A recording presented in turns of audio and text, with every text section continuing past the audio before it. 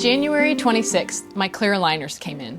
I'm finally free of wearing the expanders. After wearing my aligners for a couple weeks, I realized that even though my upper jaw has grown significantly, there's still not enough room for my tongue and my mouth at night. So I began wearing a temporary sleep appliance in order to give myself lower jaw advancement at night to help my sleep. The first few weeks were really a struggle with my sleep because I had to find the right amount of advancement so I could breathe well at night. There was a few different techniques that I tried before I found one that worked so I could get restful sleep. Once you've experienced good sleep or had glimpses of what it could be like, it's really frustrating when your sleep is not at the level it should be. Fortunately, I had the tools I needed to get my sleep back to where it should be. This also made me realize how collapsed I was when I started expansion and that I still had a ways to go. Clear aligner trays are worn 22 hours a day. You only take them out to eat and brush your teeth.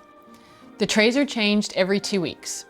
I realized this would be my first set of aligners and there would be at least one or more sets after. There was a total of 16 trays, which meant the total treatment time in this set is approximately 8 months. The clear aligner system I was using is a newer system and it doesn't require the patient to come into the office for aligner checks. There are quite a few benefits of this system. The first is that it takes the airway into consideration. So even for patients who want alignment only, it can potentially help their airway. There are also no attachments or buttons on the teeth like some other aligner systems. The trays fit great and are very comfortable. Every 2 weeks before I changed trays, I would scan my teeth using my smartphone and the designated app. The scans are uploaded and then evaluated by an orthodontist to make sure the teeth are moving in the way they should be.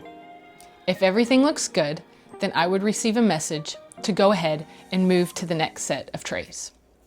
If there was some more movement that was needed, then the patient is told to wear the trays a few more days and then rescan.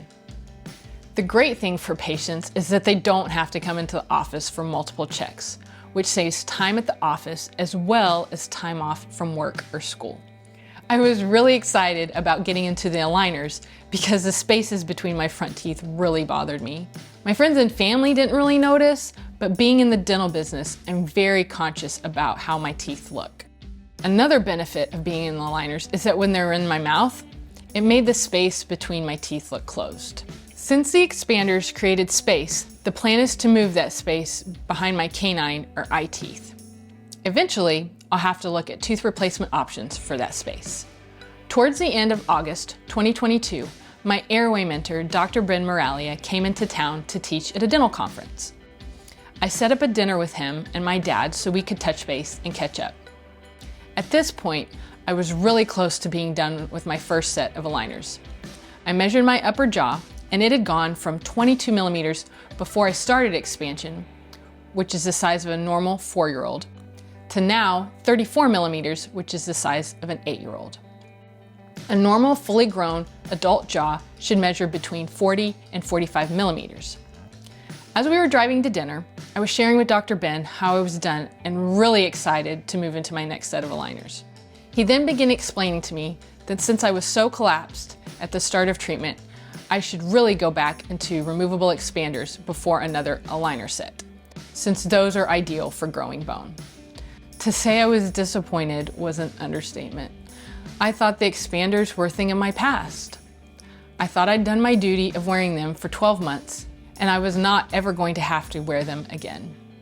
It was also really disappointed to think about the spaces developing between my front teeth. There's an alteration of speech with the expanders in place, and it also causes your bite to change, so it makes eating a little bit more difficult. I really felt like I was taking a step backwards instead of forwards.